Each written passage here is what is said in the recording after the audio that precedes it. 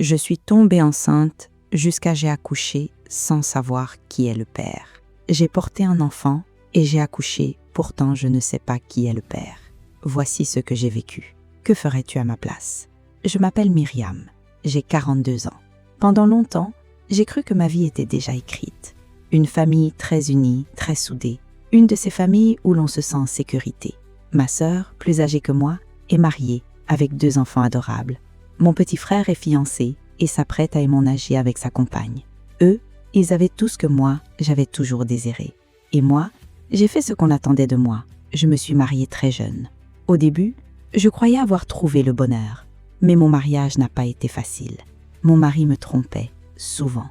Je le sentais, je le savais, mais je n'arrivais jamais à le prouver. Des messages effacés, des absences, des excuses qui ne tenaient pas debout. Rien de concret, juste des sensations. Une douleur sourde dans le ventre. Quand j'étais mariée, pendant des années, moi et mon mari, nous avons essayé d'avoir un enfant. C'était mon rêve, mon obsession, mon espoir. Mais cet enfant n'est jamais arrivé.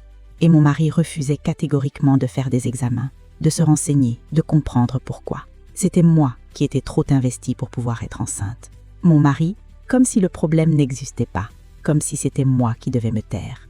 Puis, un jour, tout a basculé. L'une de ses maîtresses, la dernière, a décidé de se présenter devant moi. Elle m'a regardé droit dans les yeux et m'a dit qu'elle avait une relation avec mon mari, car mon mari l'a fait souffrir. Là, je n'avais plus de doute, plus de supposition. J'avais enfin la vérité, brutale, froide. C'est à ce moment-là que nous nous sommes séparés. Et tu sais ce que j'ai ressenti? Un mélange étrange de douleur et de relâchement. Douleur de voir s'effondrer des années de vie commune. Relâchement de ne pas avoir eu d'enfant avec lui, parce que je n'aurais pas voulu l'avoir comme père pour mon enfant. Toutes ces années que j'ai vécues avec lui, dans le doute qu'il me trompe, j'avais déjà pensé à ma vie sans lui. Je ne supporte pas l'infidélité. Donc, après le divorce, j'ai commencé une nouvelle vie. Une vie où je devais réapprendre à exister seule. J'ai recommencé à sortir, à créer un cercle d'amis, à rire le soir, à sentir que j'avais encore une place dans ce monde. Je voulais me sentir vivante, enfin. Et puis, il y a eu cette soirée de Nouvel An. Nous étions un grand groupe, 22 personnes. Des amis, des gens qui m'aimaient, qui m'entouraient. On a décidé de fêter ça dans un nouvel établissement. L'ambiance était incroyable. Musique, rire, verres qui s'entrechoquent, lumière. Je me sentais sereine, entourée, presque heureuse. À un moment, je suis sortie fumer une cigarette avec une amie. Le DJ a lancé une musique qu'elle adorait. Elle m'a dit « Je retourne danser, j'adore cette chanson ». Moi, j'avais besoin d'air. J'ai décidé de rester dehors, seule, avec ma cigarette, pour respirer un peu. C'est là que des garçons se sont approchés. Ils m'ont demandé du feu. Nous avons commencé à parler, banalement. Je me souviens que je tenais mon cocktail, que je le sirotais. D'un coup, je me suis retrouvée dans le parc municipal, allongée sur un banc. Je ne me souviens de rien. Je ne sais pas qu'est-ce qui s'est passé. Comment j'arrivais là-bas. J'essayais de comprendre, mais le trou noir. Un véritable blackout. Je ne me souviens plus de la suite. Pas dans le bar, pas avec mes amis. Sur un banc, dans le parc. Mes amis, eux, me cherchaient. Ils m'ont cherché pendant longtemps sans comprendre où j'étais passée. Quand je me suis réveillée, j'étais désorientée. Mon téléphone était là. J'ai pris mon téléphone, je les ai appelés immédiatement. Ils me demandaient ce qui s'était passé et moi, je n'avais aucune réponse. Comme si quelqu'un avait effacé une partie de ma mémoire. Le noir total. Je suis rentrée chez moi en essayant de ne pas paniquer. Le lendemain, la réalité m'a rattrapée. J'avais mal à la tête, mal au ventre. Des sensations étranges, anormales. Mon corps me parlait mais je ne comprenais pas encore ce qu'il me disait. J'en ai parlé à ma mère, à ma sœur. Elles ont vu mon inquiétude, ma confusion. Nous avons décidé de faire des analyses, des examens. Je voulais savoir. Je devais savoir. Les résultats sont tombés. On m'a expliqué qu'on m'avait droguée. Cette nuit-là, et j'ai été victime d'une agression sexuelle. Ce mot, victime, je ne l'oublierai jamais. Il s'est planté en moi comme une lame. Évidemment, j'ai immédiatement passé des examens médicaux plus approfondis. On vérifie, on contrôle, on mesure. Mais en moi, c'était le chaos. Je me sentais perdue, totalement perdue. J'avais peur de ce qu'on m'avait fait. Peur de savoir avec qui j'avais été. Peur de mettre un visage, un nom sur cette nuit. Je fouillais ma mémoire. Je cherchais un détail, une image, une voix. Rien. Le noir. Encore le noir. Le temps a passé. Et un jour, mes règles auraient dû arriver. Elles ne sont pas venues. Puis le retard s'est installé. Un jour, 2 jours, 1 semaine. Avec ce retard, une peur immense est montée en moi. Tu peux imaginer ? J'avais déjà souffert de ne pas tomber enceinte quand j'étais mariée. Et maintenant, j'avais peur d'être enceinte, à cause de cette violence.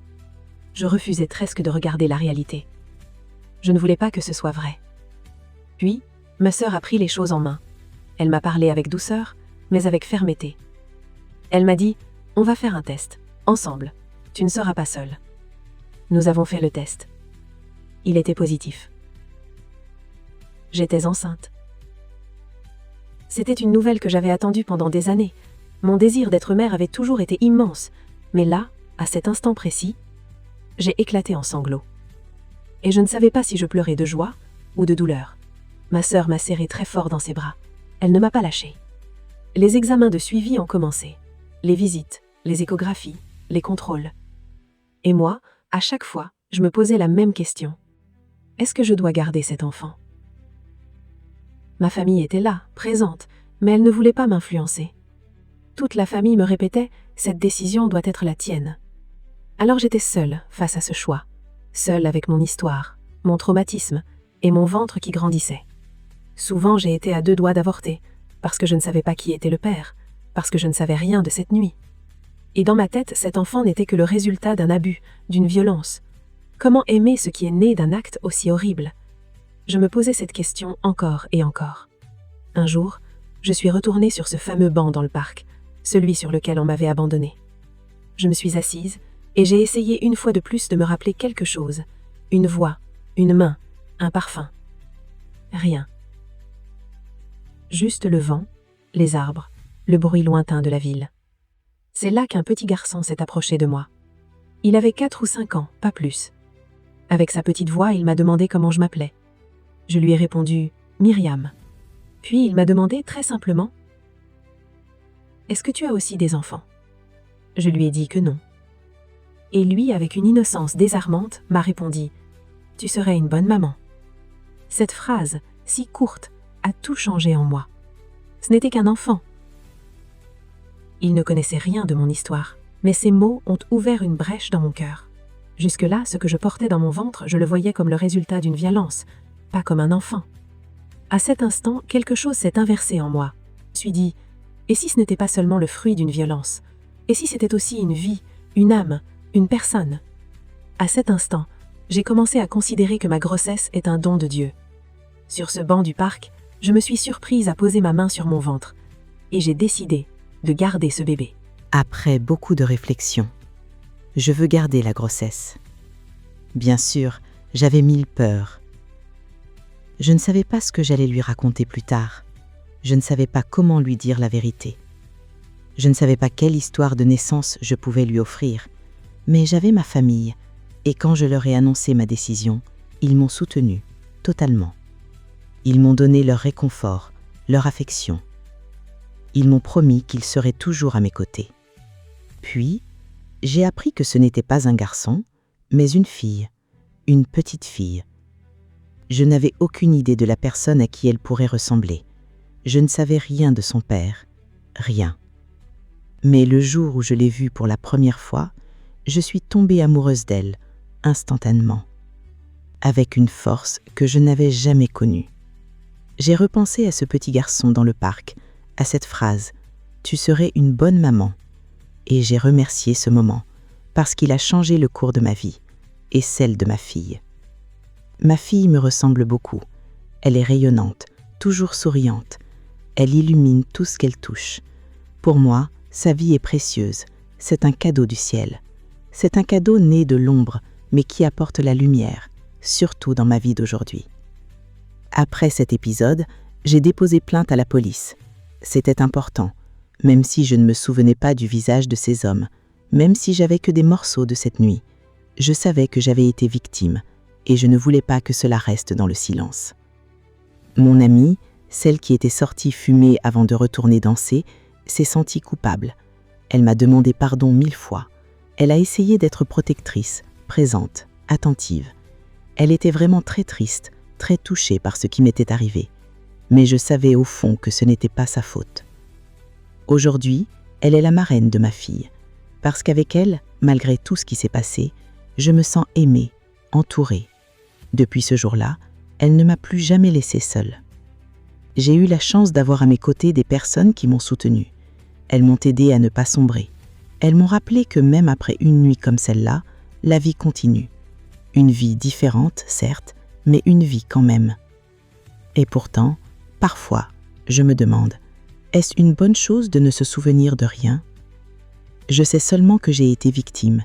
Je sais ce qui en est résulté. Mais je n'ai pas les images, les scènes, les visages.